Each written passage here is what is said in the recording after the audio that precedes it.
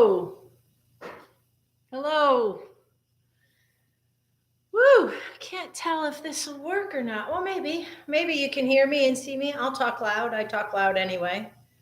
Maybe I can move this forward a little bit and you can hear me and see me. There we go. How's that? A little better? Hello. Welcome to Frankenstein Tea. Daily short, no, not a daily short story program. It was a daily short story program.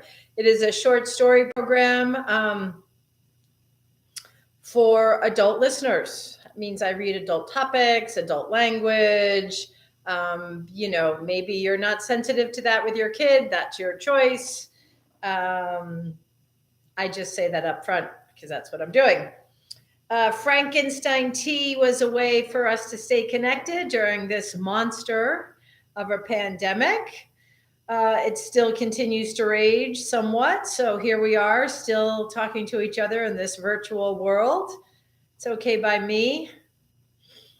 Hope it's okay by you. Hope you're taking a nice time out. Take a deep breath. I need a deep breath. We just finished a humongous work week here at the Island Free Library. Come in and check us out. We are really doing some great work here, getting this building comfortable and ready, and using every square inch of it as that we can to deliver the best library services we can to our community. It's a big week, so it's time for tea. I have water. Maybe you have tea.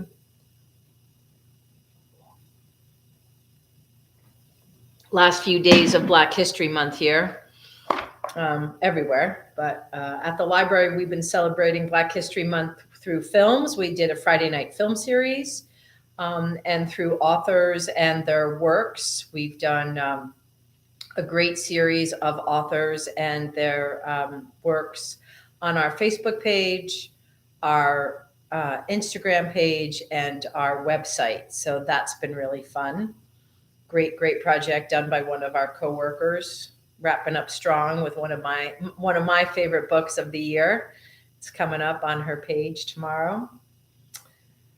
On that project, meaning her page. And so I did not do any Black History Month on this program. I think last year I read a Black author every day of February. I think I did that for Black History Month last year.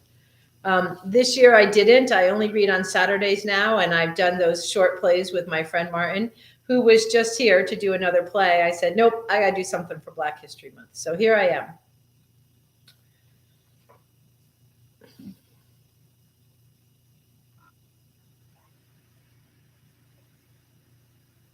Last night on the film series for Black History Month celebration, we watched One Night in Miami, where Jim Brown and Jim Brown and Malcolm X have a conversation about color. And I found this story today and wanted to read it. Those two events, my last night's movie and this story, are connected for me, for all of us, I think. So I strongly encourage you to see One Night in Miami. It was great, and I hope you enjoy this story. This is Stories by Langston Hughes. The title of the book is The Ways of White Folks.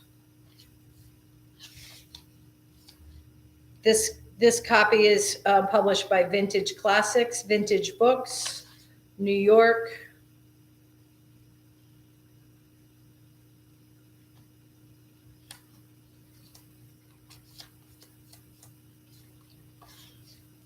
This is Langston Hughes. The title of this story is Passing. Chicago, Sunday, October 10th. Dear Ma, I felt like a dog passing you downtown last night and not speaking to you.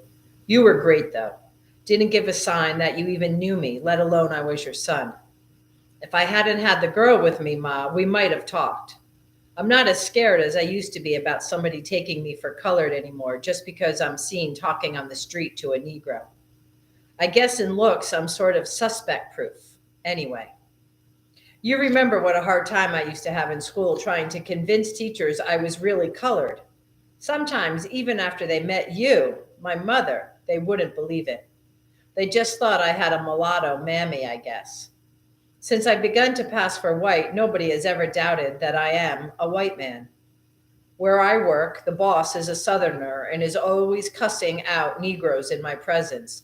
Not presence, not dreaming I'm one. It is to laugh. Funny thing though, Ma, how some white people certainly don't like colored people, do they? If they did, then I wouldn't have to be passing to keep my good job. They go out of their way sometimes to say bad things about colored folks, putting it out, oh, excuse me, putting it out that all of us are thieves and liars, or else diseased, consumption and syphilis and the like. No wonder it's hard for a black man to get a good job with that kind of false propaganda going around. I never knew they made a practice of saying such terrible things about us until I started passing and heard their conversations and lived their life.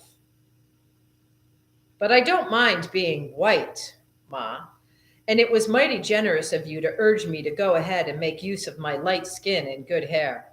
It got me this job, Ma, where I still get $65 a week in spite of the depression. And I'm in line for promotion to the chief office secretary if Mr. Weeks goes to Washington. When I look at the colored boy porter who sweeps out the office, I think that's what I might be doing if I wasn't light-skinned enough to get by. No matter how smart that boy'd get to be, they wouldn't hire him for a clerk in the office, not if they knew it, only for a porter. That's why I sometimes get a kick out of putting something over on the boss, who never dreams he's got a colored secretary. But Ma, I felt mighty bad about last night. The first time we'd met in public that way. That's the kind of thing that makes passing hard, having to deny your own family when you see them. Of course, I know you and I both realize it is all for the best. But anyhow, it's terrible. I love you, Ma, and I hate to do it, even if you say you don't mind. But what did you think of the girl with me, Ma? She's the kid I'm going to marry. Pretty good looking, isn't she? Nice disposition. The parents are well fixed. Her folks are German Americans and don't have much prejudice about them either. I took her to see a colored review last week, and she thought it was great.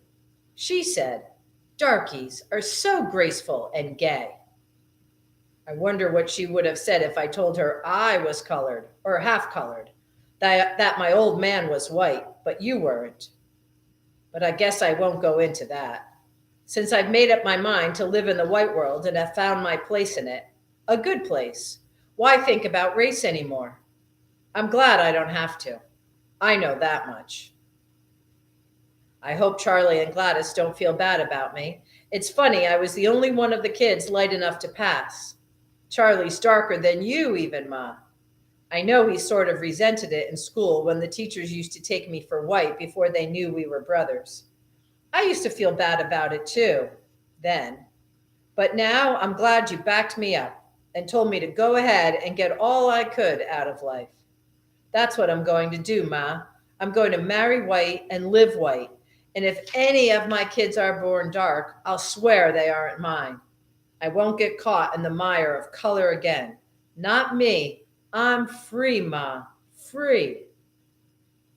I'd be glad, though, if I could get away from Chicago, transferred to the New York office or the San Francisco branch of the firm, somewhere where what happened last night couldn't ever occur again. It was awful passing you and not speaking.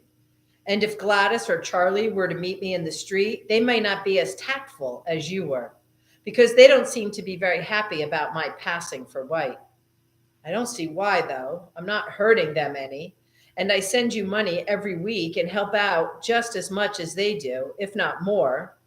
Tell them not to queer me, Ma, if they should ever run into me and the girlfriend any place. Maybe it would have been better if you and they had stayed in Cincinnati and I'd come away alone when we decided to move after the old man died. Or at least we should have gone to different towns, shouldn't we? Gee, Ma, When I think of how Papa left everything to his white family and you couldn't legally do anything for us kids, my blood boils. You wouldn't have a chance in a Kentucky court, I know, but maybe if you tried anyway, his white children would have paid you something to shut up. Maybe they wouldn't want it known in the papers that they had colored brothers. But you was too proud, wasn't you, Ma? I wouldn't have been so proud. Well, he did buy you a house and send all us kids through school. I'm glad I finished college in Pittsburgh before he died. It was too bad about Charlie and Glad having to drop out, but I hope Charlie gets something better to do than working in a garage. And from what you told me in your last letter about Gladys, I don't blame you for being worried about her, wanting to go in the chorus of one of those South Side cabarets. Lord! But I know it's really tough for girls to get any kind of job during this depression, especially for colored girls, even if Gladys is high yellow and smart. But I hope you can keep her home and out of those South Side dumps. They're no place for a good girl.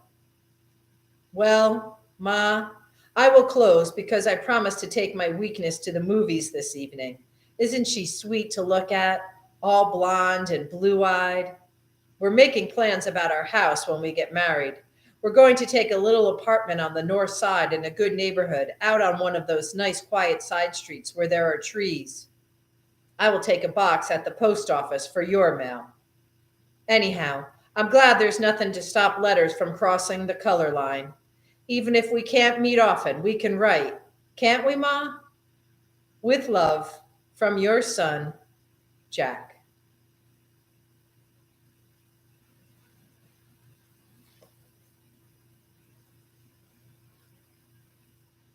That was Passing by Langston Hughes from a collection of his stories, The Ways of White Folks. Available at the Island Free Library on Block Island.